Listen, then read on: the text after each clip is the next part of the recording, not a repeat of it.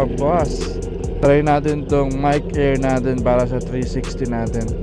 Sobrang init ngayon, 100 degrees. Umagang umaga, 100 degrees agad.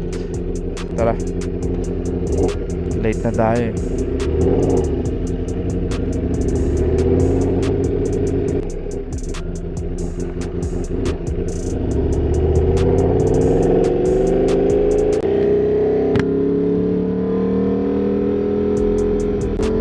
Check, mic check, mga boss.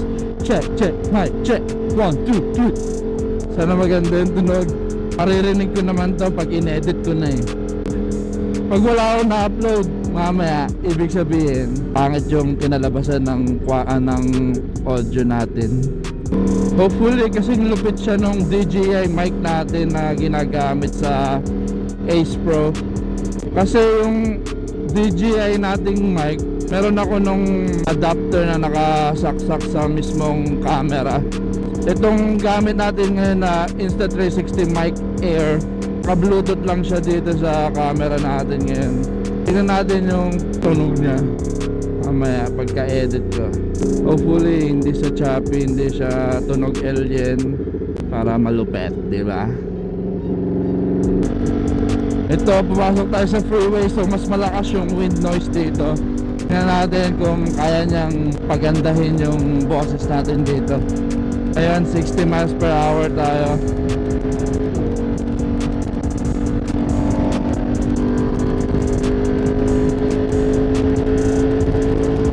Ayan, 75 miles per hour.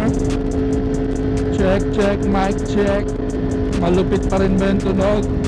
Or wala na? Wala na kayo marinig. Paano kaya kung 100 miles per hour tayo?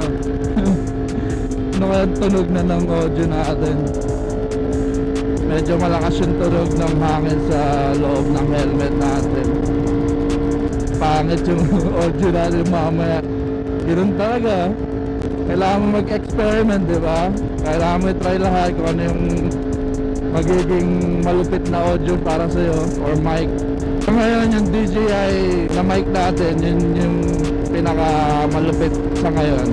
Ang ayoko lang kasi yung may malaking adapter sa camera, tsaka hindi ko siya mapatay. Dahil pag pinatay ko yun, camera mismo, hindi magko-connect yung mic agad-agad. Hindi katulad nito sa 360 mic air. Pag pinatay ko itong camera ko at saka pag in-on ko ulit, automatic mag-on. Tsaka pag in-on ko itong mic ko tapos naka-off yung camera, mag-on na siya automatic, naka-connect na.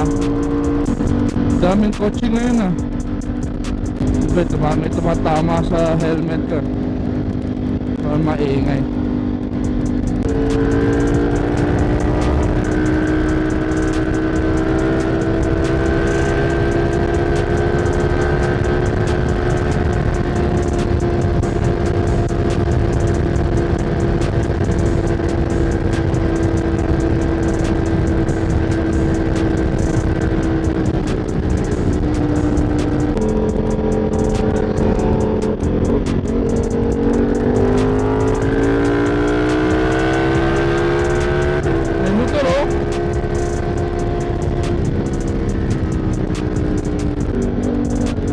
Nabulid.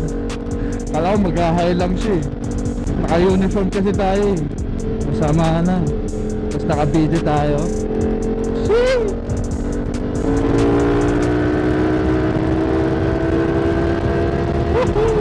Ah! Ang daming bato. Matawa sa aking kamay.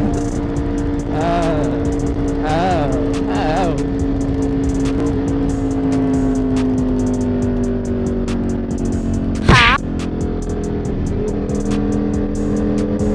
Ito, 35 miles per hour. Siguro naman itong bilis natin na to, maganda yung audio natin. Wala masyadong tumatamang hangin sa helmet natin. Tsaka naka-close yung lens ko. So try natin na naka-open yung lens. Yan. Kung may mga hangin na pumapasok, ang sakit sa mata, tumatama yung hangin sa mata ko kahit nakasalamin ako. Ngayon nga, kahit nagsasalita ako ngayon, di ko masyadong marinig yung boses ko eh. So hopefully kayo, naririnig nyo kahit malakas yung hangin na pumapasok dito sa helmet natin. Sana malupit ang kapalabasan nito. Init na ng puwet ko. Init sa puwet nitong Ducati na to ah. Wala naman sa ilalim yung tambutso ko. Ba't may init?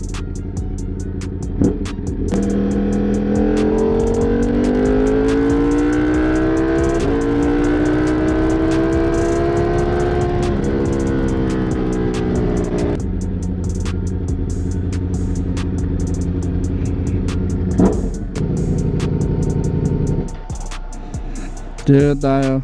Sana nagustuhan yung mic air natin, yung audio niya. So mamaya ako malalaman kung malupit talaga siya. Kaya ngayon dito muna tayo at magtatrabaho tayo. Bye bye guys.